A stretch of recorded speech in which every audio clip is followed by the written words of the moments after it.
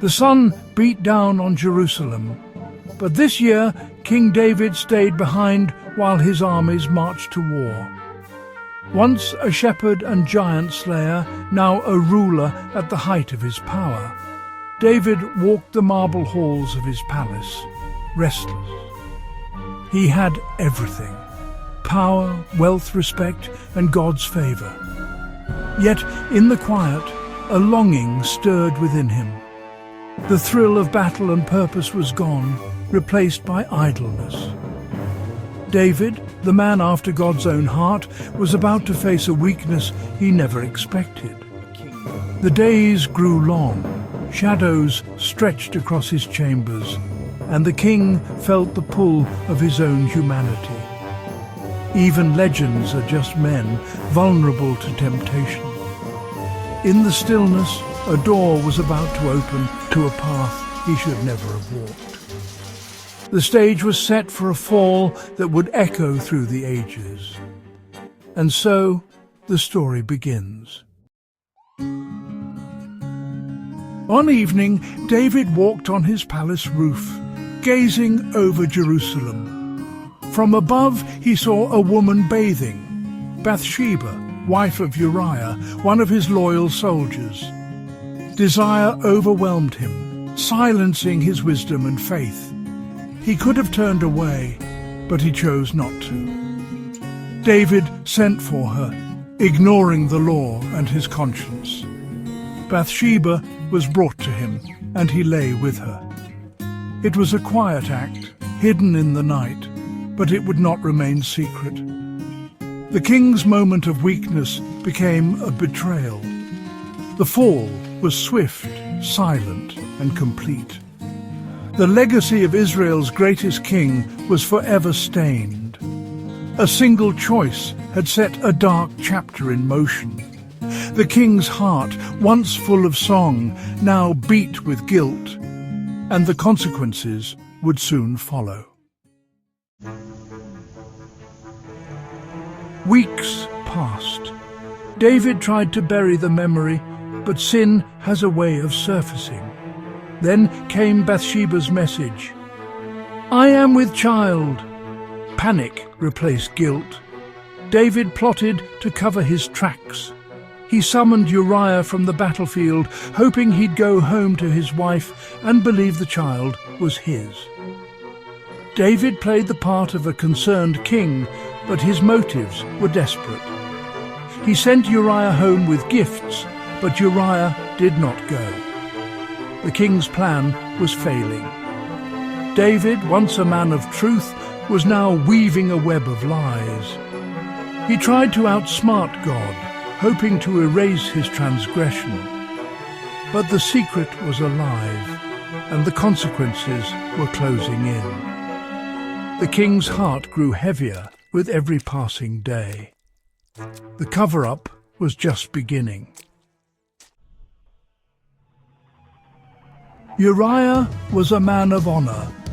He refused the comforts of home while his comrades fought. David questioned him, but Uriah's loyalty was unbreakable. "How could I go to my house while the ark and my men are in the field?" he said. David tried again, inviting Uriah to feast and drink, hoping wine would weaken his resolve. But Uriah slept among the king's servants, never going home. His integrity exposed David's guilt. The king's desperation deepened. Uriah's steadfastness would seal his fate. The king's heart was now set on a darker path.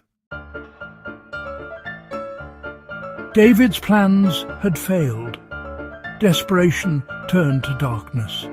He wrote a letter to Joab, his general. "Put Uriah at the front, where the fighting is fiercest. Then withdraw, so he will be struck down." It was a death sentence, disguised as a command. David handed the letter to Uriah himself, an unwitting messenger carrying his own fate. Uriah returned to the battlefield, loyal to the end. The king watched him go, his heart heavy but resolute. The shepherd king had become a wolf. The letter was on its way, and Uriah's fate was sealed. The cost of David's secret was about to be paid in blood. There was no turning back. Joab received David's chilling order and obeyed. Uriah was placed at the front lines, where the battle was fiercest. At Joab's signal, the men withdrew, leaving Uriah exposed. He fell, a valiant soldier betrayed by his king. Joab sent word to David, "Your servant Uriah the Hittite is dead." David's response was cold. The sword devours one as well as another. The mighty man had fallen, not just on the battlefield, but in the king's heart. The price of David's sin was the life of a better man. The secret was buried, but the guilt remained.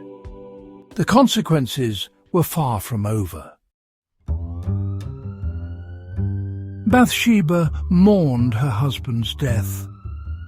After the mourning, David brought her to the palace as his wife. To the world, it seemed an act of kindness, a king caring for a fallen soldier's widow. But beneath the surface, it was a cover-up. The child was born, and David believed his secret was safe. Yet there is an eye that sees all. But the thing David had done displeased the Lord. The silence from heaven was heavy. David lived with Bathsheba, but a wall had grown between him and God. The story was not over. Judgment was coming.